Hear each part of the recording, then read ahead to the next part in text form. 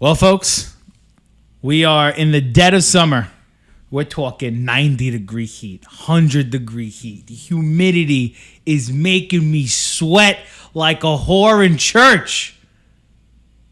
But we got defensive linemen to talk about today. And we're going to do it because that's what we told you. And Perfect Spiral keeps good on their promises. We're also going to go over the franchise tag candidates who may or may not have gotten deals. And Jet fans, I got something to tell you. Your front office sucks. Okay? Enough is enough already. We'll get to it. Predicted this shit 10 episodes ago, and lo and behold, what's happening? Anyway, who's ready for some Bruce Smith talk? Reggie White. Cortez Kennedy. Not gonna happen today. It's July 16th. We are ready to rock. Johnny's cracking up. I'm fucking stoked. Let's go, PSP. We out.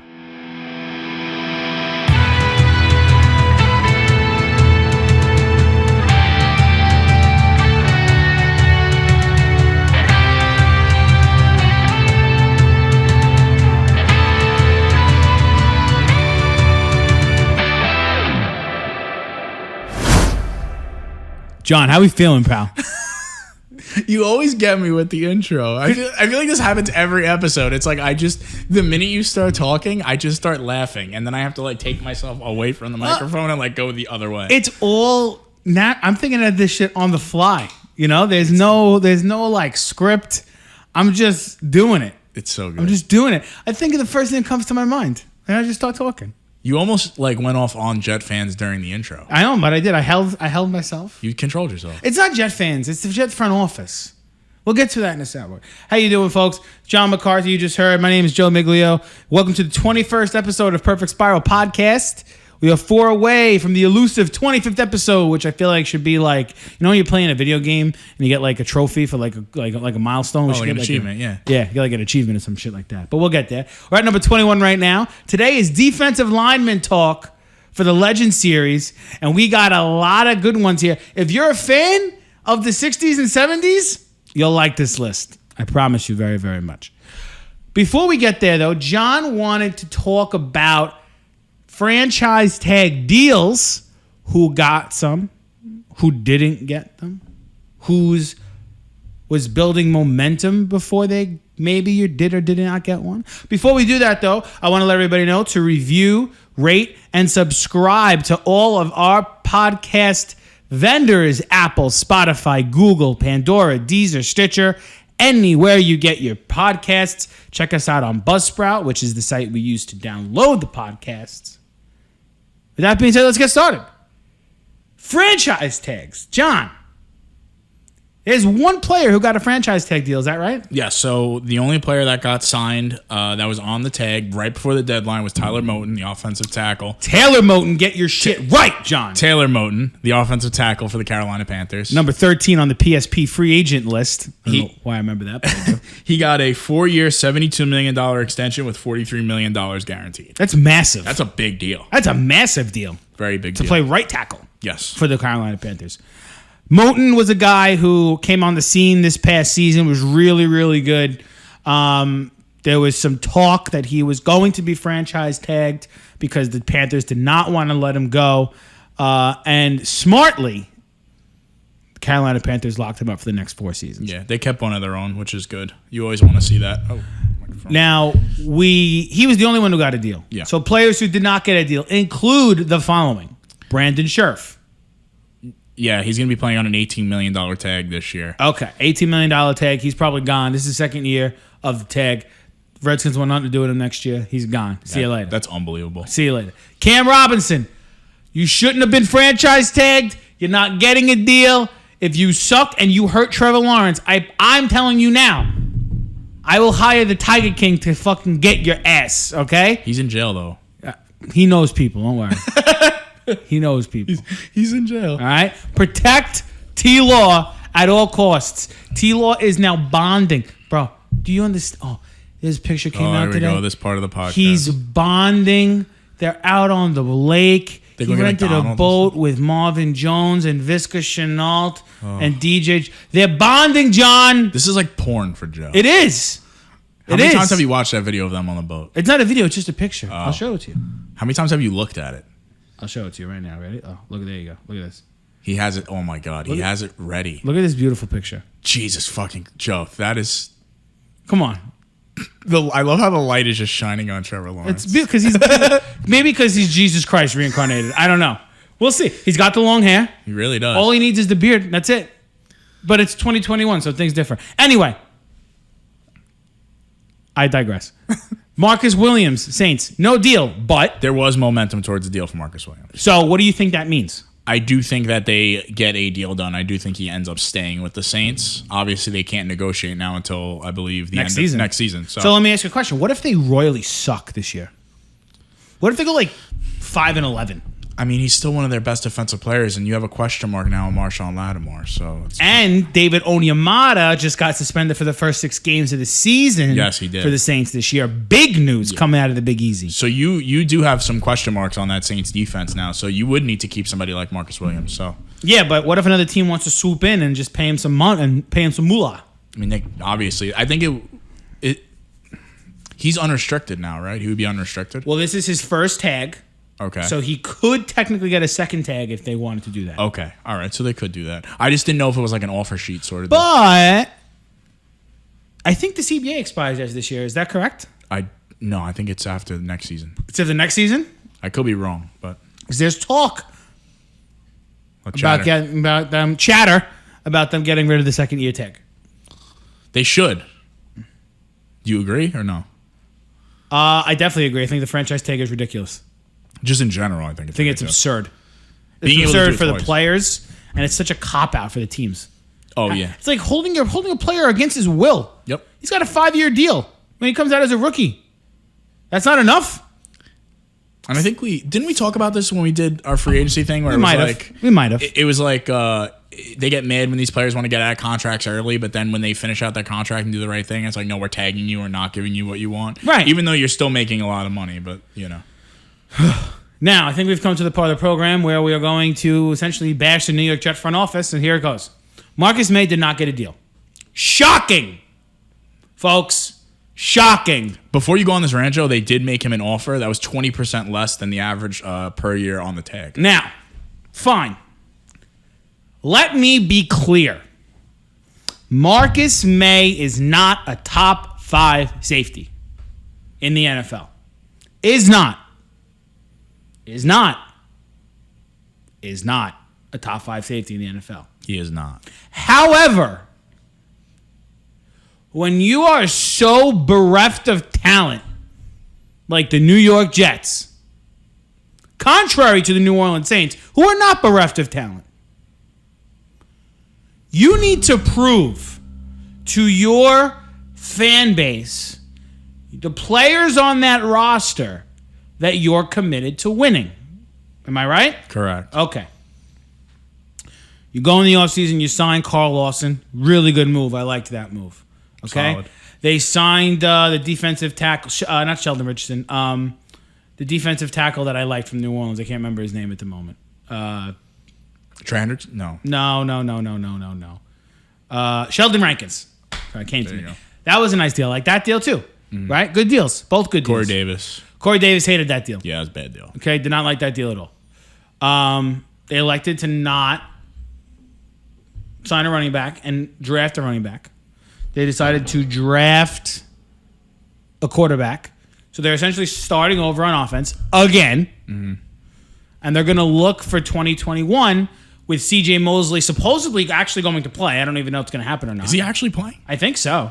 I forgot about C.J. Mosley. Yeah, because he sat out the pay. He got hurt in the first game in 2019. Then he sat out through the COVID last year. So there's going to be run by their defense. Makes sense. Robert Saleh is the head coach. He's defensive-minded coach. Of course, While the offense grooms itself in the next couple of years, the defense is going to carry them to a couple of wins. So why are you not signing your best secondary player during the franchise tag time period, you have no corners. Zero. Zilch. It is not a thing. Remember the movie Invincible? Maybe they should hold fucking tryouts for corners because they don't got good ones. Bless Austin ain't gonna cut it. Sorry. I mean, Jesus. 20% below. Not even 5% below. They could work with that. No. Saying, that's like me offering you $20 and you counterweight giving me $5. They lowballed the fuck out of him. And now, you pissed him off by tagging him. Now you've severely pissed him off by offering him less than what he believes he's owed. And don't get me wrong, a lot of these players are not what they think they're owed, okay? And I don't think Marcus May is owed top safety in the league money. What did Anthony Harris get? 1 year, $7 million? I do not remember. Something like that. But it is borderline ridiculous. Just sign the damn guy. Sign the damn guy. It's not like they don't have cap room either. No. Anyway. Who else wasn't signed? Oh, Allen Robinson was another one. Well, I think that's interesting. He's waiting to see if Justin Fields is going to be good. Yep. If he don't have faith in Justin Fields, my man Allen Robinson is dipping. You know what's funny is I think as much as they said that Andy Dalton's the QB1 there, I think Justin Fields is a starter. Andy Dalton is the QB1. He will be behind center week 1. But he will be on the tightest of tight leashes. Yeah. He'll have a choke collar on him essentially. Oh yeah, it's gonna be so bad. Once they start to lose 3-4 in a row, then you will see Justin Fields inserted into said lineup. Justin Fields could be electric. I hope so. I was ready. I was built on taking Justin Fields because I did not think the Jets would squander such a miraculous opportunity to draft Trevor Lawrence #1 overall. But the New York Jets will New York Jet. So I am a happy individual. Anyway, as Joe still looks at that picture of them. That is our franchise tag report, our FTR for the week. And when we return, we will get you started with the defensive line rankings. So get your popcorn, go to the microwave, press the popcorn button, get your butter, because anybody who doesn't have butter with that popcorn is a weirdo. I don't have butter with my popcorn. Which explains a lot. You don't watch the league. So, but I hate you really when you go to the movie theater and you eat popcorn, buttered popcorn, you actually do the pump. And that's fucking nasty. No, you're nasty. Okay, you're nasty. We will be right back. Get your popcorn. It's about to go down. Hey y'all, Spencer Blinn, the producer for Perfect Spiral Podcast, and you're listening to my band Hollow Choir's new song, What You Want. Available now on Spotify. What you want?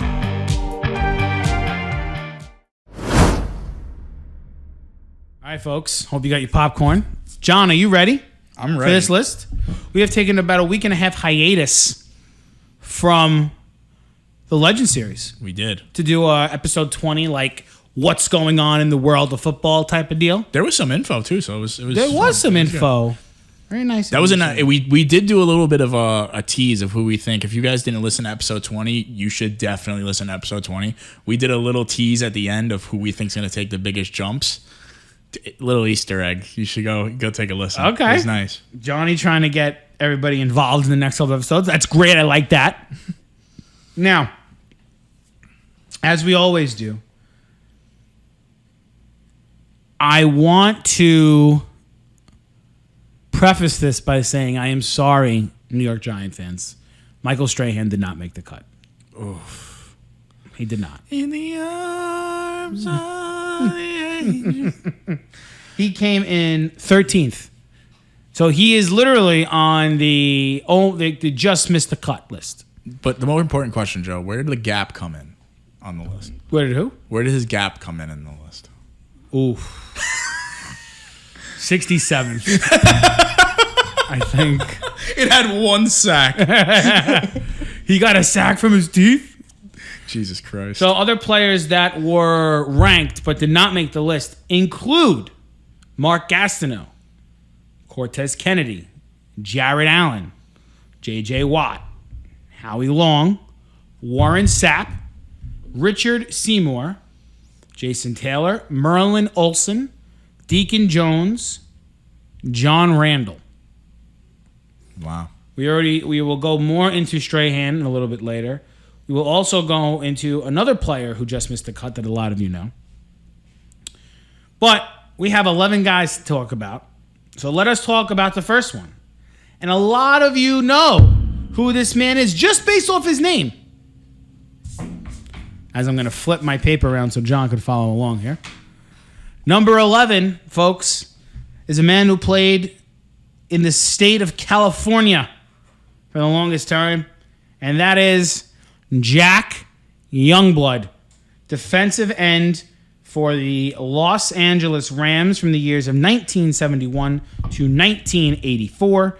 He was drafted in the first round, 20th overall of the 1971 NFL Draft, inducted into the Hall of Fame in 2001. He is a member of the Hall of Fame. He is a 7-time Pro Bowler. He is a 5-time All-Pro, and he is a member of the All-1970s team.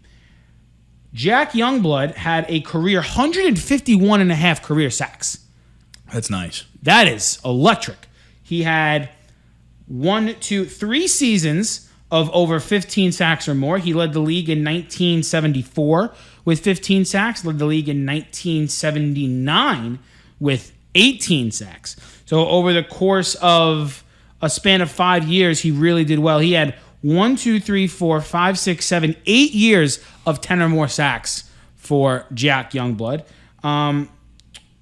Went to the playoffs a bunch during the 70s with the Rams. That was one of the periods of the year the Rams were good. But Youngblood was somebody who was really nasty. Like, a lot of these guys in this list are nasty. Yeah, they're just mean, ugly son of a bitches that, loved hitting people. Well, that was that era of football then, right, Joe? Like, it was way different from what it is now, of course, especially in the trenches. Yeah, he was an all-star from 73 through 79. When he turned 30 in 1980, he took a dip in production. It wasn't a huge dip. 1979, he had 18 sacks. In 1980 and 1981, he had 11 and a half sacks in both years. That's pretty good, though, for 30 and 31, having 11 and a half sacks in back-to-back seasons. Yeah, and you know what's funny is he's like one of the most famous like Mitchell and Ness like NFL jerseys that you see going around. Like a lot of the old timers that are wearing them, they're always wearing a Youngblood jersey. I always thought his name was so cool. It is cool. I mean, it's Jack Youngblood. I mean, he's 71 now. He lives in Jacksonville, Florida, if you want to go check on him, see how he's doing. But, Youngblood is in the Hall of Fame. He's a great player. He's synonymous with the defensive line position. Unfortunately, and a lot of these guys did not win a Super Bowl during his era in the NFL. Number 10, we are going to go to. And number 10 is going to be a guy who may not be someone who a lot of you know, but he also played in the 60s and 70s era, and that is Bob Lilly, and his name was Tiger, as in Tiger Lily. Go figure. I'm not making this up, I promise. Inducted into the Hall of Fame in 1980, was drafted in the second round of the 1961 AFL draft, but he was drafted in the first round of the 1961 NFL draft by the Dallas Cowboys. So instead of playing for the Dallas Texans, who would then become the Kansas City Chiefs, he went on to play for the Dallas Cowboys in the 60s and 70s. He's an 11-time Pro Bowler, a 7-time All-Pro, good Lord, member of the 1960s and 1970s 2 decades teams, and he is a Super Bowl champion, winning a Super Bowl title in 1971 with the Dallas Cowboys. Bob Lilly had 95 and a half career sacks, 3 career touchdowns over the course of his career. Interestingly enough, he played every single game of his career. Every game. John, from the time he was a rookie in 1961 till the day he retired in 1974, he started every single game he played. 196 out of 196 games. Iron Man. Bob Lilly, Iron Man, standing at 6'5", 260, a mountain of a man, went to a lot of playoff games, but the Cowboys did not really get themselves started until late 1960s, early 1970s. 1970, they lost in the conference title game. 1971, they won the Super Bowl, so they got good towards the end of his career. One career interception from my man Bob Lilly. But, Lilly was a guy who, and this is going to be interesting, a lot of these guys we're going to talk about, Youngblood, Lilly, who else? We already spoke about Merlin Olsen, and we're going to talk about another guy later. All of these guys came up during the same era. Just as we said a couple of weeks back that quarterback golden age was the 90s and the 2000s, the defensive line golden age was the 70s and the early 80s. Oh, 100%. Without question. Without question. Everybody on this list, with the exception of a couple of guys, and unfortunately those two guys at the top of our list, played in the 70s and the 60s. They were so good. So good. Bob Lilly played on a Cowboy team. He turned them from a joke into a Super Bowl contender during the first of their two big-time runs.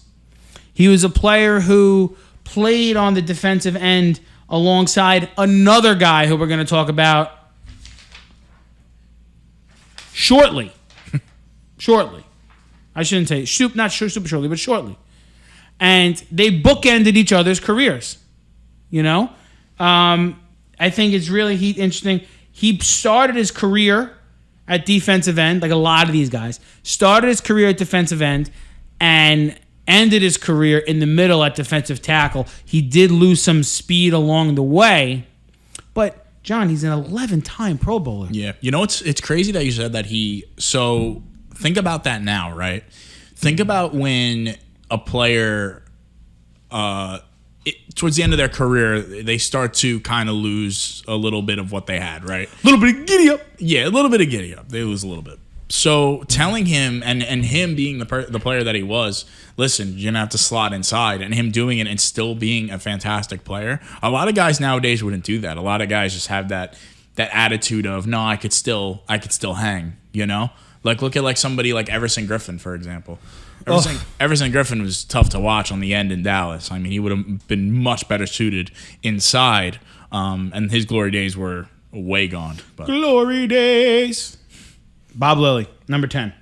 We go to number 9 here, and we are traveling all the way to Baltimore, Maryland, where we are going to say hi to Gino Marchetti, who was a player for the drafted by the Dallas Texans, but then spent the bulk of his career with the Baltimore Colts. Forza Italia, EuroLeague champion. Gino Marchetti coming in at 6'4", 244 pounds, inducted to the Hall of Fame in 1972.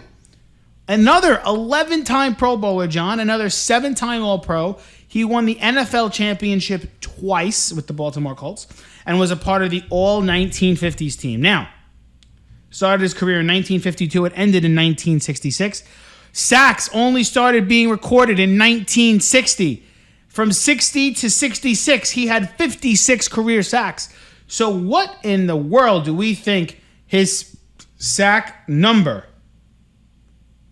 from 1952 to 1959? 1952 to 1959. Not recorded. So he had 56 sacks in about 6 years. And in his late 30s, he was still getting double-digit sacks. So if we were to double that, we're talking about 120 sacks over the course of the man's career. If he stayed consistent, which he's in the Hall of Fame, so we have to believe that he did. He did have some playoff success. He won back-to-back titles with the Baltimore Colts in 1958 and 1959. Mm-hmm. And then again went to the playoffs in 1964. Not really a lot to say about Gino Marchetti, but he was another player who I believe was both played defensive end and defensive tackle. I'm sorry, I apologize. He did not. He played defensive end his whole career. He went from defensive end to defensive tackle. No, he did not. He went straight to defensive end, left defensive end, and played there from 1952 to 1964. 1966, he didn't really play a lot. He only played 4 games, did not start any of them. But over the course of his career, he was pretty good. He did have a couple of injuries in 1954 and 1955, as he only played in a couple of those games. But Marchetti, successful player, played with Johnny Unitas. So that's something we have to keep in mind. And he was part of the game that was widely renowned as the greatest game ever played between the New York Giants and the Baltimore Colts in the late 1950s. So that's Gino Marchetti coming in at number 9. Now we go to number 8, and we're sticking with... Oh, what's the... just run through the raw scores of the last few guys. I should. You are 100% right. I should do that. Jack Youngblood came in with a raw score of 104.5. Okay. Bob Lilly came in with a raw score of 107.5. What did you say? Jack Youngblood was 104.5. Yep. And then... Bob Lilly, 107.5. Okay. Gino Marchetti, 108.5. So a point difference there. Okay. And number 8, we are going to go to Carl Eller, who is a member of the Minnesota Vikings. Real quick before you say that, Joe, just I didn't actually tell you this. A little tidbit of information I just want to drop for you. A lot of people that I talk to that listen to the pod love the raw score system. Really? They actually text me and ask me what the raw score of certain players is. And I go back and I look and I find the raw scores through the messages that we like our text messages. Yeah, they really like the raw score system. Why do they like it so much? I'm curious. I think it's because the way that we break it down with the algorithm, it's interesting, you know? Well, I think the goal was to really try to equally value winning with statistics. Because which you did a great job of. I appreciate that. But I don't think the algorithm is perfect because there are players that did not have successful team careers that are very good players. Guys like Barry Sanders, who we number 9, right? And realistically, when you talk to people, he's like number 2 or number 3. But because his lack of team success, he came in late. But I appreciate that. I didn't know. That's really cool. So number 8, Carl Eller. A man who played for your Minnesota Vikings, John, in the 60s and 70s. There were a couple of teams on this list who were very frequently mentioned, one of them being the Minnesota Vikings, and the other one being the Los Angeles Rams. A lot of players from both of those teams. A couple of guys that make the list for the Rams, guys like Deacon Jones and guys like Aaron Donald, who we valued. And then guys for the Vikings, guys like John Randall, who did not make the cut. Jared Allen. We're now talking about Carl Eller. There's another player later on in the list who we are going to mention who did play for the Minnesota Vikings. So we'll get there soon. But Carl Eller started his career in 1964 and he retired in 1979. And sorry, I just got a text about fantasy baseball. He was drafted by. Listen to this, John. Talk about talent. Drafted by the Buffalo Bills in the first round of the 1964 AFL draft, 5th overall. And he was then drafted by the Minnesota Vikings in the first round of the 1964 NFL draft, 6th overall. Consistency. Very consistent. 6'6", 247, went to the College of Minnesota, was inducted into the Hall of Fame in 2004. He wore number 81 most of his career. Love that. So weird. So much. 6-time Pro Bowler, 5-time All-Pro, 1-time NFL champ, and part of the 1970s Hall of Fame team. 133 and a half career sacks for Carl Eller. Interestingly enough, John, and I hate to bring this up to you, Carl Eller was a member of the Minnesota Vikings who were wildly successful in the 1970s. The Frank Tarkenton team, right? But they lost 4 Super Bowls during that era. I know. And he was on every single one of those teams. That is painful. Moment of silence. I don't even know what to do.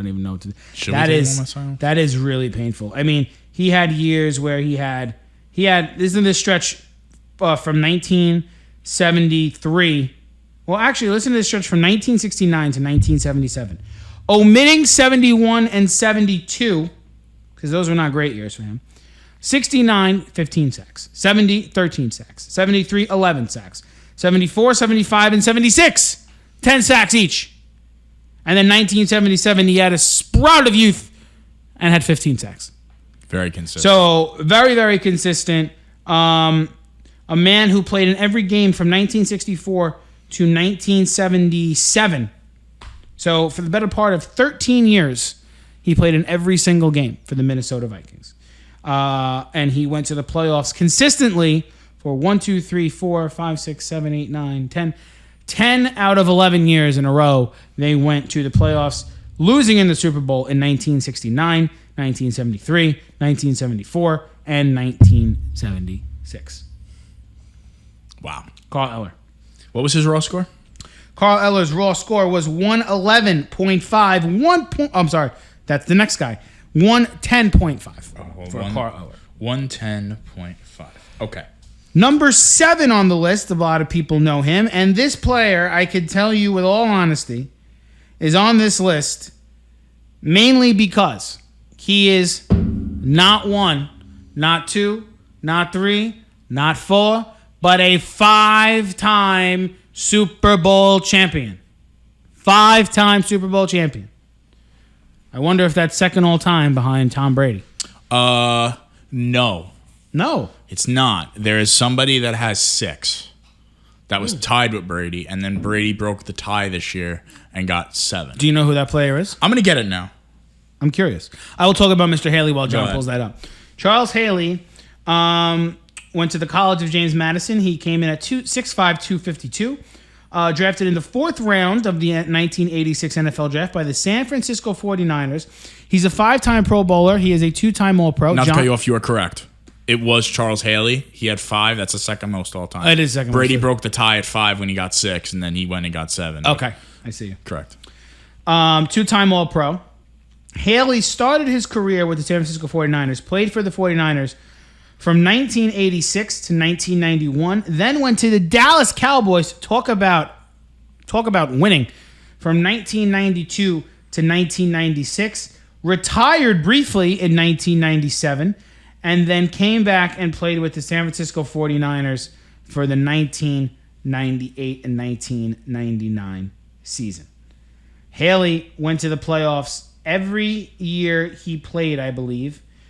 1986, 87, 88, 89, 90, 92, 93, 94, 95, and 98. Wow. Won back-to-back Super Bowls in 88 and 89, and then won 3 titles with the Cowboys in 92, 93, and 95. Charles Haley had 100.5 career sacks, 503 career tackles over the course of his career,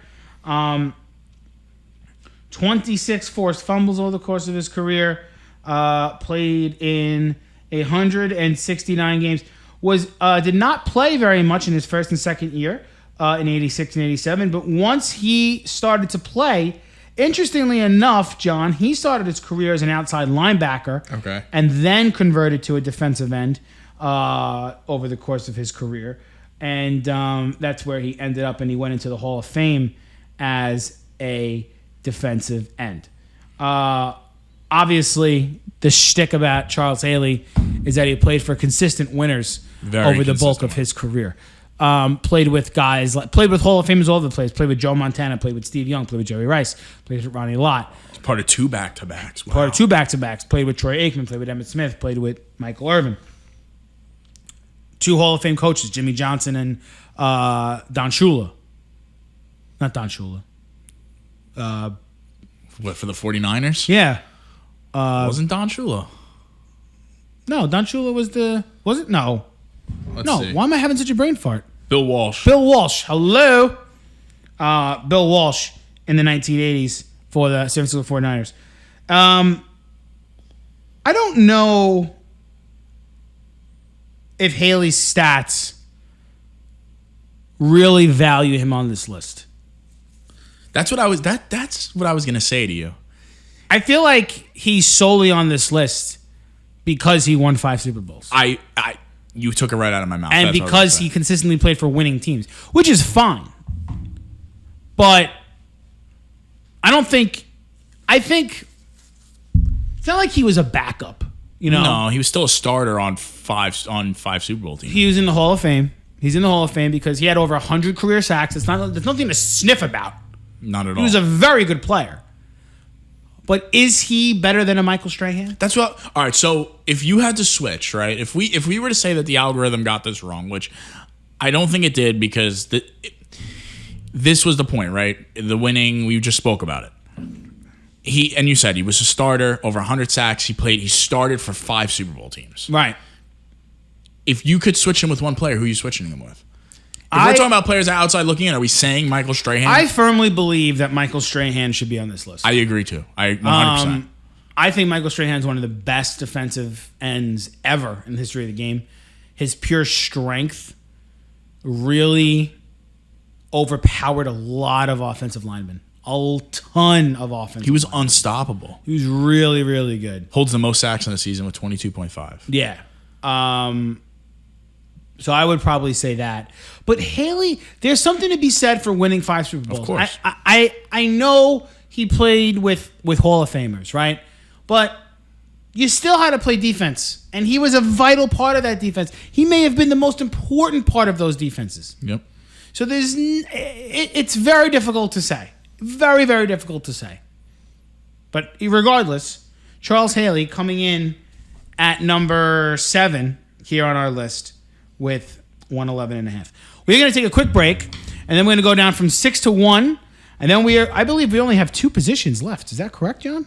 After this, yeah, no. 2 positions left, I said. I thought we only have one position left. Offensive line and safeties. Offensive line, safeties, yes, okay. And then we have We technically have only 3 episodes of Legend Series left.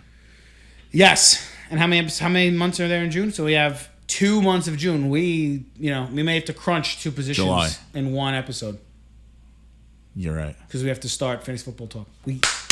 I'm already itching. So. FFA, baby. FFA. Anyway, we'll be right back with the top 6 of the defensive line.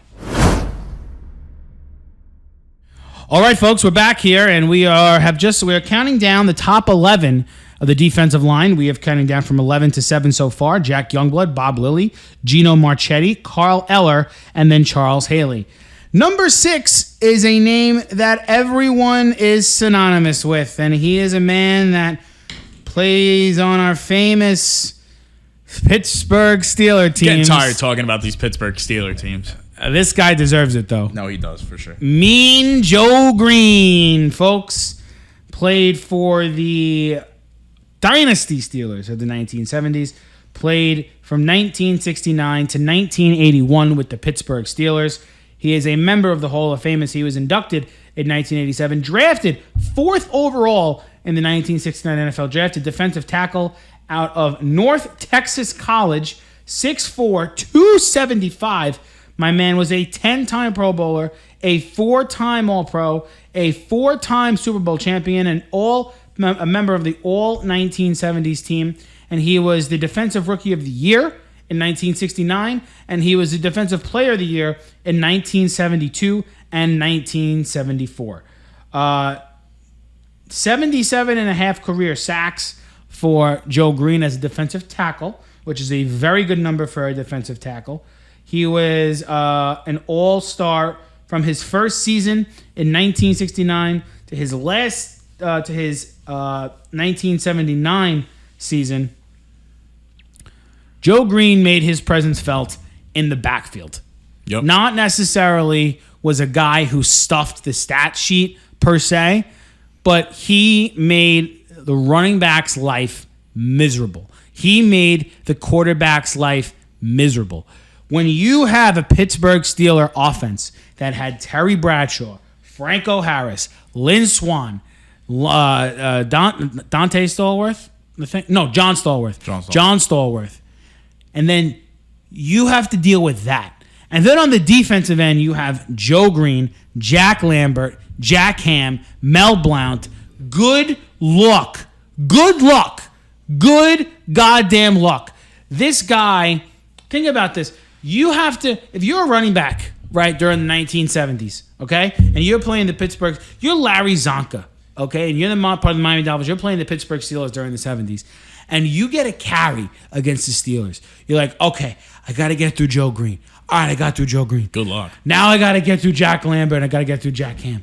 Shit, I got through them. And now you got to get through Mel Blount. God damn. There's a reason they were the Steel Curtain. Jesus.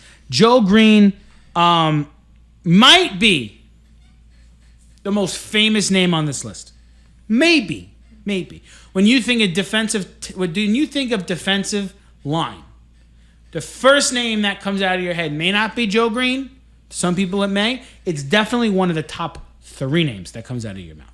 100%. I agree. I think so. I was thinking the same thing. I mean, I thought he was going to be higher on the list. I'm not even going to lie. Well, his statistics aren't through the roof. The guys who are ahead of Joe Green, their sack numbers are enormous. And I think that had a lot to play with it. We did have to do some aggregate numbers for tackles for loss because that stat was not recorded for forced fumbles. So Joe Green was part of that list, as a lot of these guys were. But Joe Green coming in at number 6. Anything to say about Mean Joe Green before we move on to number 5? He's another one of those guys that's very famous with that. I mean, we've spoken about this team so much. I mean, we're going to end up talking about them again in a later episode, I'm sure. But just another incredible player, another Hall of Fame player on that defense. Was that up to 4 now that they have on that on the defense? We have Joe Green, we have Jack Ham, Jack Lambert, and Mel Blount. All 4, Mel Blount. Yeah. Mm-hmm. What was Joe Green's raw score, Joe? 122. Wow, so that was a big jump. That was almost an 11-point jump. Big jump. Oh, yeah, that is 11 points. I can't math. 122. Okay. 10 and a half, actually, if we're being technical. Sorry. Apologize. All right, number 5, coming in as a member of the Dallas Cowboys during the mid-1970s and bulk of the 1980s, is Randy White. Randy White, nicknamed Captain Scab. Ew. I mean, it was right. Went to the College of Maryland, drafted in the second round. Drafted in the first round, second overall in the 1975 draft by the Dallas Cowboys. Inducted into the Hall of Fame in 1994. A 9-time Pro Bowler, a 7-time All-Pro, part of the All-1980s team, and a 1-time Super Bowl champion in 1977. 111 career sacks for Randy White. He was an All-Pro in successive seasons, 7 years in a row. From 1978 to 1985, he was an All-Pro.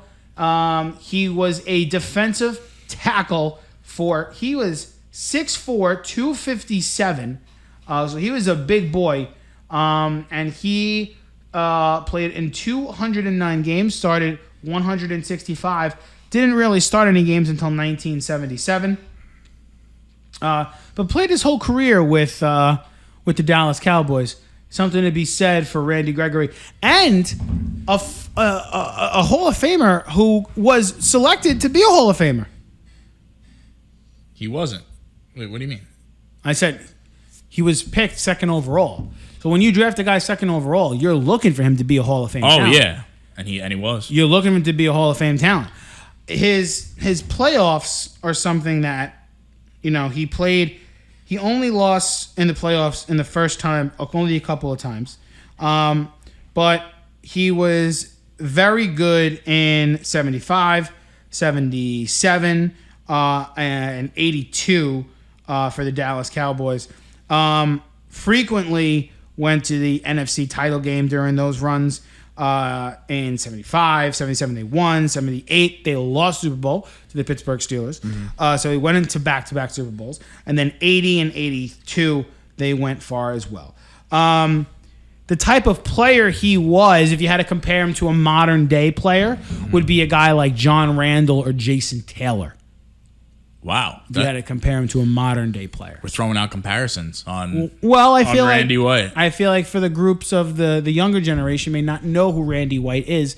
So listen, as much as the Legend series is fun, it's also educational. It is. There are players that you may not know about, who now when you hear Randy White, you're like, PSP Legend series. What if you hear Captain Scab? Now you know who that is. You will never not know who captains Scabbers. That's such a terrible nickname. I think it's great, personally. Number 4, John. Wait, what was I'm did you say it in the? I didn't write it down. No. What did you say that Randy White's raw score was? 124. 124. Okay. Just give me the raw score. I'm writing them down so I have. The raw score of our number 4 player is 136. Big jump of 12. Okay. 12-point jump. Okay? All right. And that player was a member of the Minnesota Vikings as well. Defensive tackle. Played with Carl Eller, John. So talk about that defensive line there. Yeah. This man goes by the name of Alan Page. Alan Page, 6'4", 245 defensive tackle from Notre Dame. He was drafted in the first round, 15th overall, inducted into the Hall of Fame in 1988, a 9-time Pro Bowler, a 6-time All-Pro, won an NFL championship. And get this. This blew me away. As a defensive tackle, he won an MVP award in 1971. And what's crazy is that wasn't even his best season. Can you check for me if he's the only defensive tackle to ever win the MVP? Has to be. I'm looking at it right now. Started his career in 1967, ended his career in 1981 with the Chicago Bears. Played with the Minnesota Vikings from 67 to 77. 148 and a half career sacks. It's pretty damn good. For Alan Page. And let us go to that 1971 season. Joe, also, for the research that you requested. Sure. Alan Page is one of 2 defensive players to ever win MVP. Trivia question. Wait. Okay. Who was the other player? I'm curious. There's two players. He wasn't. We're talking defensive players. Right. Oh, I like this. Taking a little bit of a detour. There's also another little fun fact on here, which I'll just say because after you figure out. Okay. Did this player play during the 80s? Yes. He is somebody we've covered on the Legends. He's somebody part of the 1985 Chicago Bears. No. Damn. So Alan Page won in 1971 as a defensive tackle. Right. And this player won in 1986. Lawrence Taylor. And then there's a little fun fact here that there was a special teams MVP player. Wait, what? Yes. No way. Yes. Was it oh my Joe. God, his name's on the tip of my tongue. Joe's going to know this because he knows this is Steve something. Tasker? No. Oh, who? Mark Mosley won it as a place kicker in 1982. Shut up! Get out of town. I'm dead serious. Let me see that.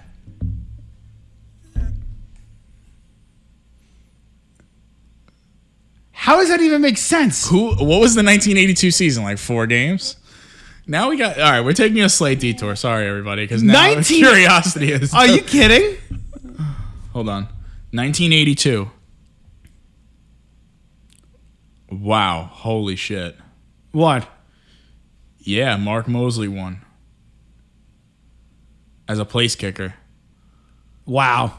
2-time Pro Bowler, 1-time All-Pro, 1-time Super Bowl champ, and 1982 MVP. That's unbelievable. He's clearly number 1 on the Legend Series place kicker.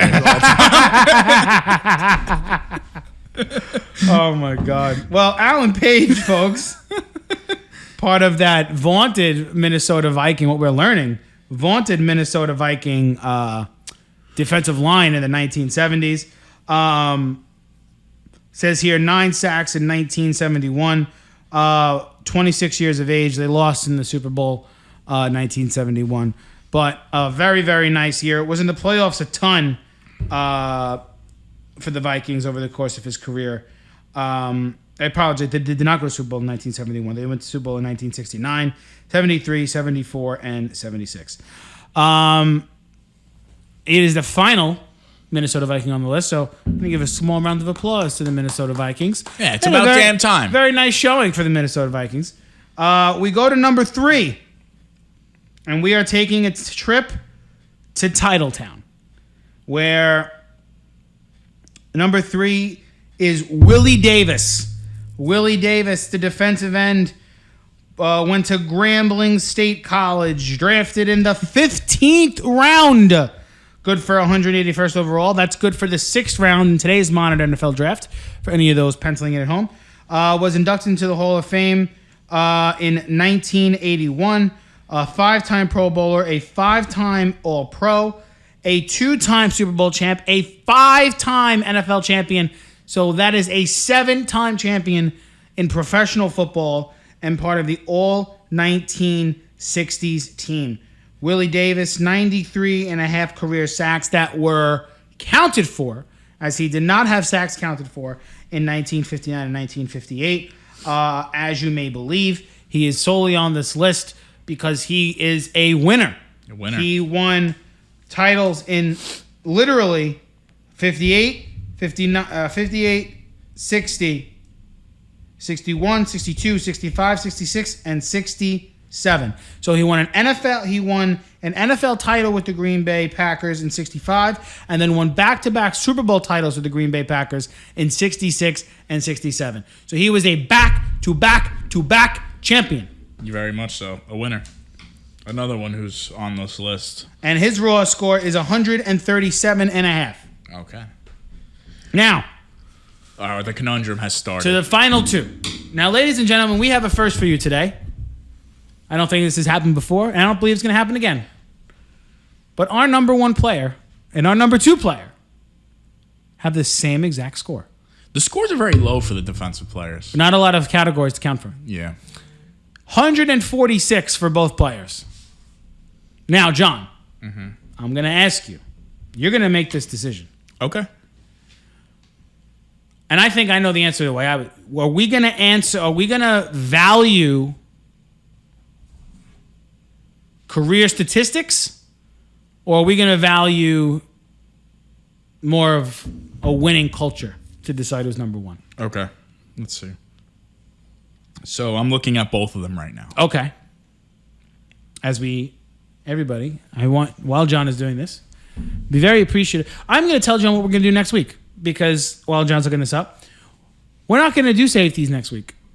We're not going to do offensive line next week. We're going to bulk those together and do those in the last week of July. That'll be the last Legend Series episode. Next week, we are doing the greatest teams and the greatest head coaches of all time. Wow. Buckle your seatbelts, folks. It's happening. And don't get a ticket, because... Yeah, those cops be crazy.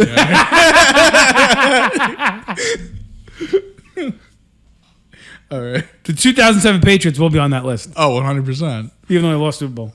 Might be the only team who didn't win a Super Bowl to be on that list. Yeah, you can't do a list of the greatest teams of all time and not put them on.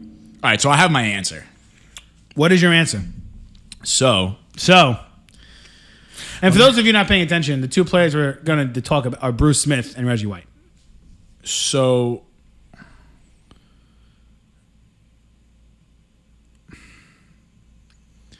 Bruce Smith had a longer career. He did. By a pinch. By a pinch. They played almost in the same era together, almost in the same time. Right. Bruce Smith's numbers are just way more dominant. Yeah? And we're not talking like, I mean, Reggie White is also very dominant. But I got to go with Bruce Smith. All right, let it be done. I'm going with Bruce Smith. Listen, it's hard because like they're both 1A and 1B on this list, but Bruce Smith did it for a little bit longer, and there's some seasons where it's just... Well, I want you to stick on Bruce Smith. Don't go away from that. Okay. Because we're going to go to Reggie White first really quick, okay?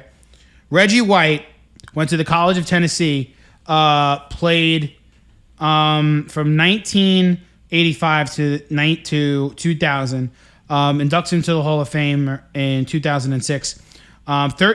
Jesus, Mary and Joseph. A 13-time Pro Bowler, an 8-time All-Pro, won a Super Bowl with the Packers, part of the All-1980s team, All-1990s team, Defensive Player of the Year in 1987, and then won it again 11 years later in 1998.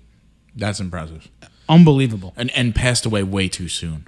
I'm going to get to that. Passed away in 2004. Way too soon. Reggie White started his career with the Philadelphia Eagles and played for them from 1985 to 1992, and then went to the Green Bay Packers in 1993 and won a Super Bowl with Green Bay in 1996. Reggie White had a career 198 sacks, which is good for second all-time behind Bruce Smith. Very and close. His 200 career. The only player to have 200 career sacks ever in the history of the NFL. And he had over 1,100 tackles over the course of his career. He forced 33 fumbles, 3 career interceptions, and was just an absolute force. I mean, there's really no other way to describe it. And people may say, why did he leave Philly? The Eagles went to the playoffs in 4 of 5 consecutive years, 88, 89, 90, and 92, and they won 1 playoff game during that stretch. At some point, Reggie White, at the age of 31, said, I want to win. And he went to a Green Bay Packer team that was good. That was when Brett Favre was starting his run in Green Bay. And they were on the up and coming, and then they won in 96, but lost in 97 to the John Elway Broncos. But Reggie White was just, I mean, you've seen tapes on Reggie White, John. Yeah, he's a beast. He was an absolute nightmare of a player. And he was just a guy who, you know, there's few guys in the defensive end you have to game plan for. Yeah. Right? You know, when you think of guys you need to game plan for on the defensive side of the football, it's Reggie White, it's Bruce Smith, it was Ray Lewis, it was Lawrence Taylor, you know, guys like that, Ed Reed, who we're going to talk about when the safeties come, guys that were just forces, you know, absolute forces. And Reggie White was a guy that changed the way, along with Bruce Smith, changed the way the defensive end position was played in the NFL. 100% changed the way the position was played. The man made some plays that were inhuman. Shouldn't be allowed. Made offensive linemen look silly. Silly. Literally, I do not think we have seen a player of his caliber after he retired. From his position. Aaron Donald is the closest thing to Reggie White and Bruce Smith that we've seen since Reggie White and Bruce Smith. I do want to touch on Aaron Donald before we sure, we can get back to that. Before we do that, I know you were looking up Bruce Smith. Yeah. You want to talk about Bruce Smith really quick? So Bruce Smith's a Hall of Famer, 11-time Pro Bowler, 8-time All-Pro. He's part of the Hall of Fame 1980s team and 1990s team. He was a Defensive Player of the Year 2 times, 1990 and 1996. He played until he was 40 years old. And he had this run from 93 to 97 where he was an All-Pro and a Pro Bowler, double-digit sacks. You know, it's kind of lost in the shuffle, right, where you look at his career and you're like, he doesn't have a Super Bowl. He did go to 4. Well, yeah, he was part of the famous four losing Bills Super Bowl teams. He's probably the best defensive player that they had on those Super Bowl teams. Oh, 100%. So again, he's a guy that you had a game plan for. And can I just bring one thing up? Go ahead. It's a Jaguar point, but it's something that I'm going to tie into this, I promise, okay? Back in the late 90s when the Jaguars were really good, they got to the playoffs a couple of years during those late 90s, 96, 97, 98, 99. And in one of those games, I believe it was the 96 season, I think. First time they went. Okay. They had to play the Buffalo Bills. And Tony Baselli was a player that was the number 1 pick in Jaguar history. And should be in the Hall of Fame, and hopefully will be there. He's been a finalist for about 3 or 4 years now. And his defining moment in his career, think about this. The defining moment of his career was how well he handled Bruce Smith in a playoff game. They had to game plan solely for Bruce Smith for them to have an inkling of winning that game. Think about how good Bruce Smith had to be for a team, another professional football team, to solely key in on one player during a playoff game and saying, we can't let this guy beat you. When you think about that, you think of a running back, you think of a receiver, you think of a quarterback. You don't think of a defensive end. Nope. You don't think of a defensive guy, and that is the sticking point for a player to make the Hall of Fame. In this case, it happens to be Tony Baselli. It's, you want to see how good of a player Tony Baselli is? Watch how he performs against Bruce Smith in the 1996 playoffs. How much more respect do you need as a player to be like, you want to know how good another player was? Go look at his tape against that guy. Because that guy was amazing. And he held him in check. Bruce Smith was as dominant as they come. Bruce Smith was as dominant as Jim Brown was in the 60s. Bruce Smith was as dominant as Tom Brady is now. That's how dominant Bruce Smith was. That's why he got the tiebreaker as number one on our list. There it is. But really quick, before we get out of here, can we touch on Aaron Donald for a second? Because that's a player that we've had the pleasure of watching quite frequently every single Sunday. And talk about a game, somebody you need to game plan against. A absolute wrecking ball. I will say this about Aaron Donald. Very short career so far, but really, before you say it, Joe, hold that thought for 1 second. Are you trying to play footsies with me, Dan? I might.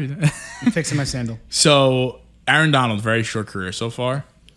He is a 7-time Pro Bowler, a 6-time All-Pro, and a 3-time Defensive Player of the Year, and a 1-time Defensive Rookie of the Year. I mean, he's nowhere near done. But not even close. What were you going to say about Aaron? I was going to say this, and this might be something that I'm not going to say I'm going to regret saying this. And it pains me to say this because I have 2 uncles who are lifetime Ram fans, and I hate giving them like kudos. Mm-hmm. I've been watching the NFL since the mid to late 90s. I've seen a really good selection of players that I remember watching. Ray Lewis, Ed Reed, Troy Polamalu, Bobby Wagner. We just talked about Bruce Smith and Reggie White. Aaron Donald's the best defensive player I've ever seen. Same. Literally, the best defensive player I've ever seen. Better than Ray Lewis. Better than Ed Reed. Better than Michael Strahan. He's the best defensive player I have ever seen. There is not one player in the NFL that can stop that man. There is not a double team in the NFL that can stop that man. Nope. When he wants to get to the quarterback, he gets to the quarterback. When he wants to cause a fumble, he causes a fumble. When he wants to pick somebody off or pass a defender pass, he does so. Outside of Tom Brady, and even I would say now, Aaron Donald is the best player in today's NFL. He's, for value purposes, he's better than Patrick Mahomes. He's better than Aaron Rodgers. He's better than Tom Brady. He is the most important player in the NFL. The Los Angeles Rams are not the Los Angeles Rams without Aaron Donald. It's not a thing. I agree. Aaron Donald is special. Dominant. He is special. And I just want everyone to know that right now, when you're watching the NFL on Sunday, and I don't know if you guys watch Red Zone or if you guys have the NFL Sunday ticket like I have at home, or if you just watch locally. If you have a chance to watch Aaron Donald, watch Aaron Donald. If you're deciding whether you want to watch Aaron Donald and Patrick Mahomes, watch Aaron Donald. Trust me. You will not be disappointed. I'm not even saying watch the Rams on offense. Just watch the Rams when they play defense. And don't even watch the play. Just watch Aaron Donald. Number 99. Just watch him. Because what he does is incredible. And he's not like Vince Wilfork huge. He's not like JJ Watt ripped. But he's the perfect combination of speed and size. He's like literally what you would create in a video game. It's amazing. It's amazing. He's unbelievable. You think he'll go down as probably the greatest of all time? Mm-hmm. It's a loaded question, but Defensive player or defensive lineman? defensive lineman. Because it's very difficult to top Lawrence Taylor. Oh, God. He's got to do it for another 10 years. Because like you said before, Bruce Smith did it for so long. I know. I think when it's all said and done, Reggie White, and Bruce Smith will be in a category of their own. Yes. Yeah. They'll be in an upper echelon of their own. The only thing left for him to do is to win a Super Bowl. He's been to one already. That's it. And you know what's funny is I think JJ could have gotten up there too. I think JJ's career. That's another JJ's career career to took a watch. severe tumble Yeah, after the like injuries. 2015. Yeah. Or something like that. And he just hasn't been the same. No, he You know, hasn't. But But anyway, folks, that is a wrap for defensive linemen. Next week, we have head coaches / teams. And then on the week of July 31st, we're going to have offensive linemen and safeties.